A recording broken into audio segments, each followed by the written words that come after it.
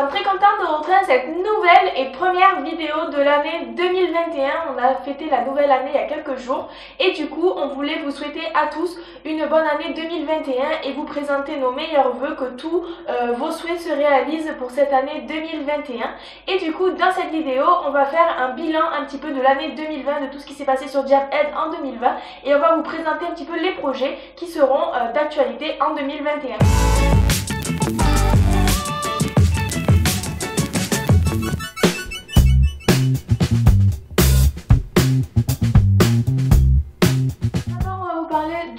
De l'année 2020 et comment parler de l'année 2020 sans parler du Covid. Voilà, c'est des choses en général qui vont ensemble, tout le monde en parle, donc on va en parler forcément aussi. Voilà, pendant l'année 2020 il y a eu le Covid, le confinement, et c'est vrai que nous pour Jabhead ça n'a pas forcément ralenti notre activité sur les réseaux sociaux. On était très présentes. D'ailleurs dès que le président de la République informait les personnes sur le confinement, le Covid, tout ça, il y avait beaucoup d'informations, on se perdait beaucoup, et c'est vrai que nous sur Jabhead on a pu vous donner un peu les informations principales concernant le diabète, et peut-être que ça vous a aidé du coup à avoir ces informations précises sur le diabète et le Covid et le confinement. Du coup c'est vrai qu'on était la première source d'information concernant tout ça. Quand on a eu des informations compliquées, voilà, on était la première source d'information.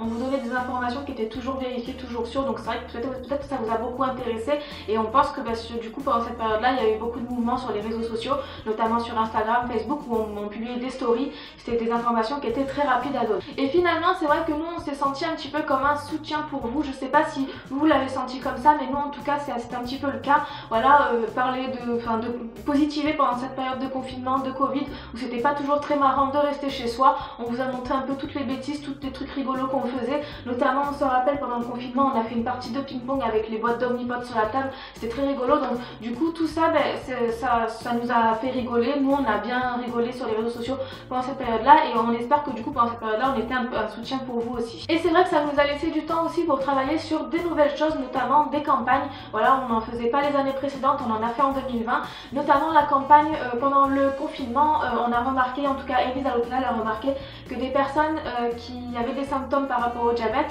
n'allaient pas forcément à l'hôpital à cause du Covid, parce que franchement on parlait que du Covid. Donc on s'est dit, est-ce que quand j'ai soif, est-ce que c'est grave, est-ce que je dois aller à l'hôpital ou pas? Les gens hésitaient à aller à l'hôpital, et on sait que quand on a très soif, envie de faire pipi, tout ça, ça peut être très grave au niveau du diabète. Voilà, c'est une découverte de diabète, et donc du coup on a créé cette campagne pour inciter les gens à, même s'ils ont un petit symptôme qui peut être rien du tout, finalement aller à l'hôpital quand même, parce que ça peut être une découverte de diabète et ça peut être aussi très grave. Du coup on a été les premières à lancer cette campagne, on en est très fiers, et on a aussi également sorti la campagne cet été sur Assume ton diabète. Voilà, c'est quelque chose qui nous tenait à cœur. Quand on se promène sur la plage avec la pompe, c'est pas toujours facile de la montrer, et c'est vrai que cette campagne là était importante parce que du coup on a pu recevoir plein de photos de plein de gens sur les plages qui montraient leur pompe, tout ça. Et notamment quand on a posé la question pour savoir si les gens avaient rempli certains objectifs en 2020, beaucoup de personnes nous ont dit que l'objectif rempli était d'assumer son diabète cette année, donc on en est très fiers aussi. Et enfin pendant l'année 2020, notamment pendant le confinement, on a pu développer aussi d'autres choses qu'on ne faisait pas forcément beaucoup avant. C'est notamment les directs sur les réseaux sociaux. Donc on faisait des directs sur Instagram, Facebook, YouTube, et ça je pense qu'on va continuer à le développer cette année, parce que je pense que c'est intéressant de pouvoir échanger directement avec vous et de pouvoir répondre aussi à vos questions du tac au tac en direct, face à face. Et enfin les deux derniers événements de 2020, et ceux-là sont un peu plus récents, donc ça va vous parler forcément.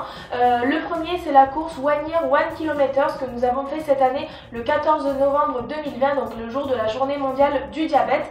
On a eu pas mal de difficultés, notamment avec le Covid comme Anne l'a dit, puisqu'il y avait le confinement, etc.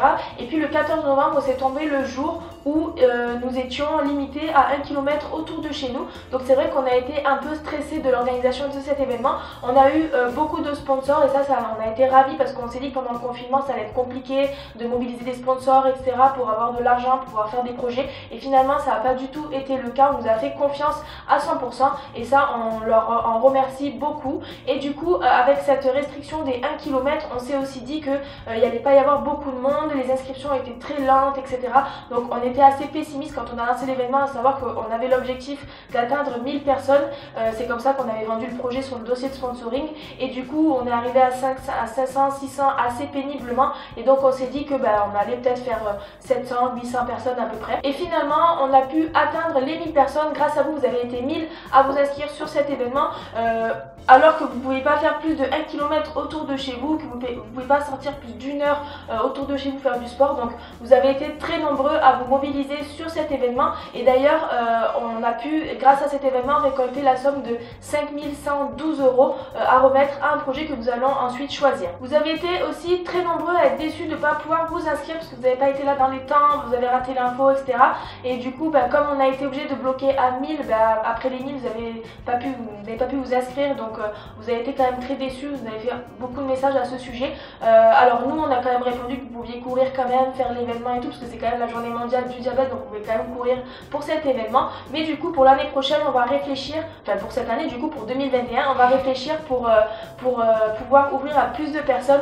Et vous pensez bien que pour le faire il nous faut plus d'argent évidemment, puisque quand on crée un événement il y a des sous, on a des dépenses, etc. Donc là ça avait été calculé à l'euro près pour pas sortir trop d'argent. Et du coup pour l'année prochaine il nous faudra un peu plus de sponsors pour pouvoir ouvrir à plus de personnes. Et enfin le dernier événement de 2020 que nous avons fait là, c'est ce mois-ci, là le mois de décembre, c'est le Diab Calendar. Nous avons refait le Diab Calendar de 2019, nous l'avons refait en 2020.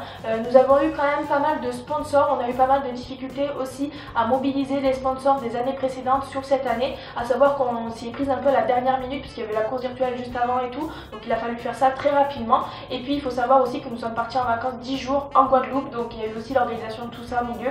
Donc c'est vrai que on a eu du mal à avoir des sponsors, mais finalement on a eu 24 cadeaux à vous faire gagner tout le mois de décembre et ça on en est ravis. Et c'est vrai que ça a quand même bien fonctionné, vous avez l'air d'avoir été très contents, notamment des cadeaux que nous vous proposions. On essaie d'être un peu original dans les cadeaux qu'on vous propose et tout, donc on était contente que vous soyez ravis de cet événement et on va continuer à le faire dans les années futures. Et enfin les dernières choses que nous avons fait en 2020, on va terminer sur ça, c'est le fait de renforcer Diabète dans son côté militant. Vous savez que nous on défend beaucoup la cause des personnes diabétiques comme d'autres associations le font. On aime bien montrer des choses que parfois on ne montre pas ou qu'on n'ose pas trop, des choses qui font beaucoup de buzz sur les réseaux sociaux, etc.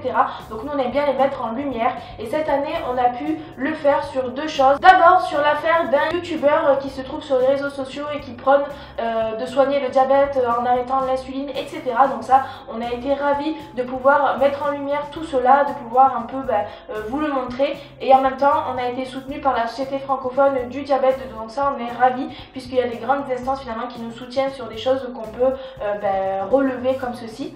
Et puis la deuxième chose c'est l'affaire du cuisinier français qui a sorti la pâte à tartiner 100% diabète, voilà. Donc tout ça on a pu vous le montrer et puis en faire des réactions en vidéo, vous dire un petit peu ce qu'on en pensait à chaud. Et tout ceci ça permet bien sûr de vous montrer ce qui se passe, mais ça permet aussi de faire avancer les choses au niveau juridique afin que des décisions soient prises pour que ça avance plus haut. Maintenant on va passer sur l'année 2021, voilà, sur les différents projets qu'on est en train d'organiser, sur lesquels on s'est positionné, etc. Alors pour l'instant on a deux gros projets qu'on va faire, qu'on est sûr de faire. C'est la course 1 Year 1 km, je pense qu'on va la réorganiser l'année prochaine, cette année. On va aussi faire le Diab Calendar qu'on va organiser aussi cette année, ça c'est sûr, c'est les deux choses que nous on organise et qu'on va continuer de faire.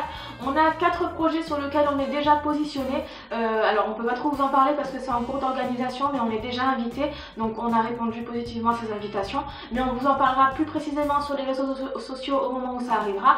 Et enfin on a 2 projets qu'on peut pas non plus vous parler, on est désolé, on peut pas de tout vous dire non plus, mais on a 2 gros projets qu'on est en train de réaliser.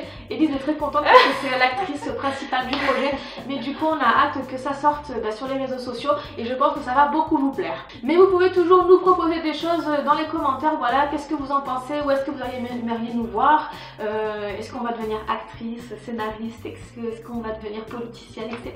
Dites-nous tout ça en commentaire, on sera ravis de le voir. On espère que cette vidéo vous aura plu. Voilà, n'hésitez pas à nous dire aussi vos projets 2021, ce que vous comptez faire, etc. par rapport au diabète. N'hésitez pas également à aller vous abonner à la page Facebook, réseaux sociaux, chaîne YouTube pour recevoir les notifications en cas de nouvelles vidéos. Merci d'avoir suivi cette vidéo et à bientôt.